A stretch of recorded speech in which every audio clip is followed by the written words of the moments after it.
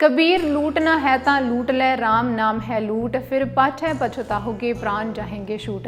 भगत कबीर जी भगती परंपरा के उगे संत होए ने, जिन्हां ने प्रभु प्रेम ते लोकां दी भलाई हित अपना पूरा जीवन अर्पण कर दिता सी। परमात्मा दा संदेश लोकां तक लिजाण ते मानवता दी सेवा करदे होए जो बाणी दी रचना उन्हां ने कीती सी, ਉਹ मौजूदा समय दे विच भी लोक मनां उत्ते काफ़ी असरदार साबित हो रही है। गुरु ग्रंथ साहिब जी दे विच कबीर जी की बाणी 17 रागां विच दर्ज है। वैसे तो समुची बाणी ही भगत कबीर जी की लोकाई का मार्गदर्शन करती है, पर उन्हां वल्लों रचे 243 श्लोक मनां नूं बेहद ज़्यादा प्रभावित करते हैं। कबीर जी की जो बाणी गुरु ग्रंथ साहिब विच दर्ज हो गई सी, वो सब तो वध प्रमाणिक मनी जाती है। उक्त बाणी गुरु ग्रंथ साहिब विच दर्ज होके गुरु का दर्जा प्राप्त कर गई है। कबीर ग्रंथावली जां बीजक सिरलेख हेठ जो कबीर जी की बाकी बाणी है, उहदी प्रमाणिकता नूं लैके विद्वानां दे विच विचार चर्चा चलती रहती है। कबीर जी गुरु नानक साहिब पातशाह दे समकाली मने जाते हैं। बनारस दे विच जन्मे भगत कबीर जी दे जीवन नूं लैके बहुत सारियां साखियां प्रचलित ने। एक साखी विच दस्सिया गया है कि भगत कबीर जी कपड़ा बुणन का काम करते सन। वो हर रोज़ कपड़ा बुणदे ते उहदे तो ही घर का गुजारा चलाते सन।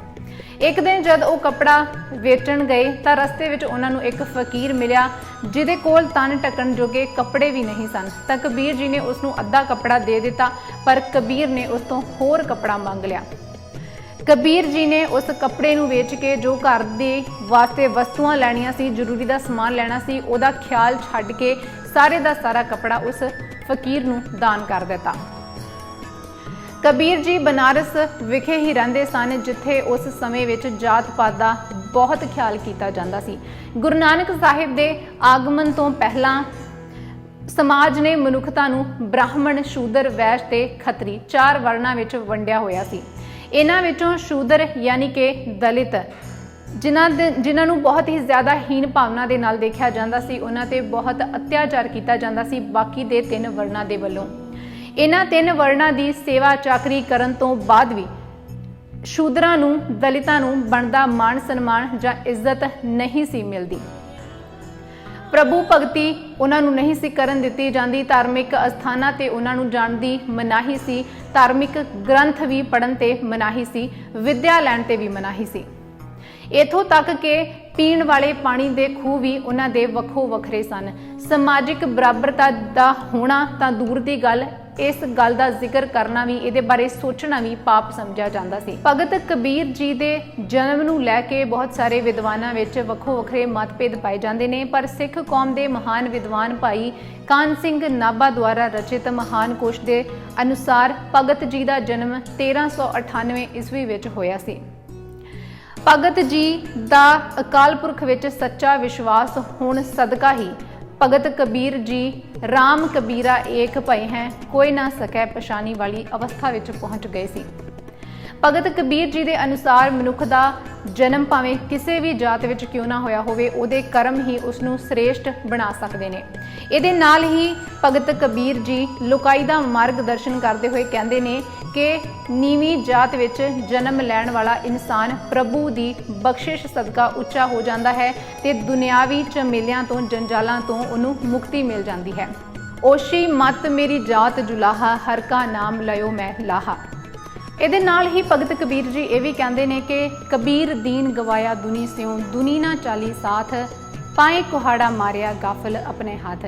भाव के दुनिया की खातर इंसान पूरी उम्र अपने दीन तो, अपने धर्म तो दूर रहता है।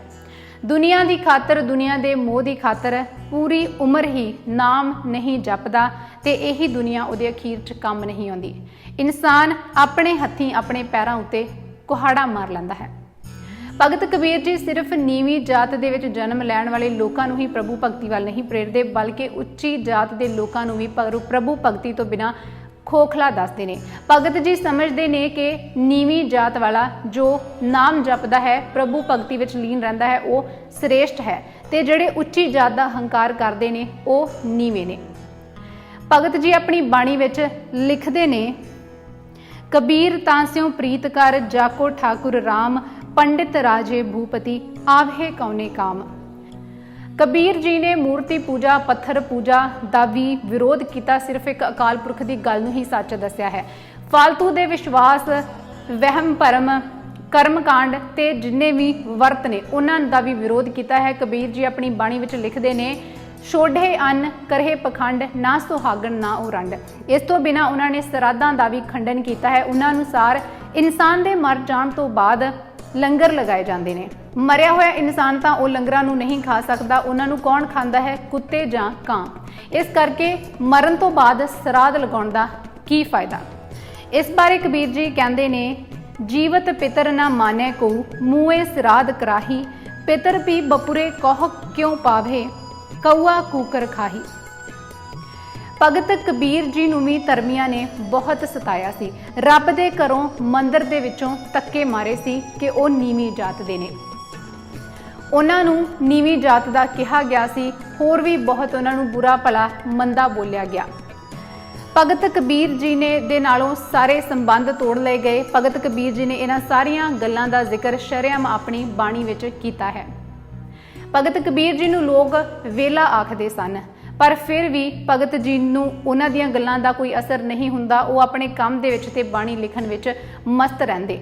लोग उन्हां दी निंदा करदे तां भगत कबीर जी नूं वो भी मिठी लगदी सी, तां हाकमां नूं उन्हां दी इस गल तो भी परेशानी सी, इस गल तो भी वो सरदे सन, उन्हां नूं दिक्कत रहिंदी सी।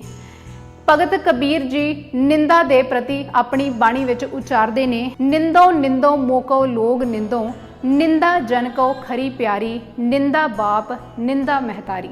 उस वेले दी बनारस दी पुरोहित ने लोकां दी लुੱਟ खसुੱਟ करन वास्ते ये ऐलान कर दिता सी कि जिहड़ा मनुख बनारस दे विच नहीं मरेगा ਉਹਨੂੰ मुक्ति नहीं मिलेगी, ते जो बनारस तो थोड़ी दूर ते एक नगर मगहर दे विच मरेगा ਉਹ खोते दी जून विच पवेगा। भगत कबीर जी ने इस गल का विरोध किया ते लोकां नूं इस भरम जाल दे विचों कड्ढण वास्ते वो हमेशा वास्ते बनारस त्याग के मगहर चले गए, क्योंकि भगत कबीर जी के अनुसार कोई भी जगह चंगी जां माड़ी नहीं है, पूरी सृष्टि ही परमात्मा की बनाई हुई है। चंगी दिशा वो है जो परमात्मा दे वल ले जाती है। भगत कबीर जी ने अपनी बाणी विच सिर्फ एक परमात्मा दी प्रभु भगती नाम जपण वल ही प्रेरित किया है। कोई भी नीवीं जात होवे, कोई गरीब होवे, मन किसी का हौला हुंदा होवे, उहदे वास्ते भगत कबीर जी की बाणी तो वड्डी मोटिवेशन कोई नहीं हो सकती। असी मोटिवेशन वास्ते कई मोटिवेशनल वीडियोज़ देखते हाँ, पर कबीर जी की बाणी तो बिना ते गुरु ग्रंथ साहिब जी की समुची बाणी तो वड्डी कोई मोटिवेशन नहीं हो सकती। इस करके जरूरत है कि असी भगत कबीर जी की बाणी नूं, बाकी गुरु साहिबाना की बाणी नूं पढ़ीए, उन्हां नूं समझीए, क्योंकि ये बाणी बहुत मिठी है ते जो गल्लां इस बाणी दे विचों सानूं समझ आउंदियां ने वो सानूं कोई होर नहीं समझा सकता, ते वो गल्लां इहनूं पढ़ के समझण ते ही सानूं समझ लगणगियां।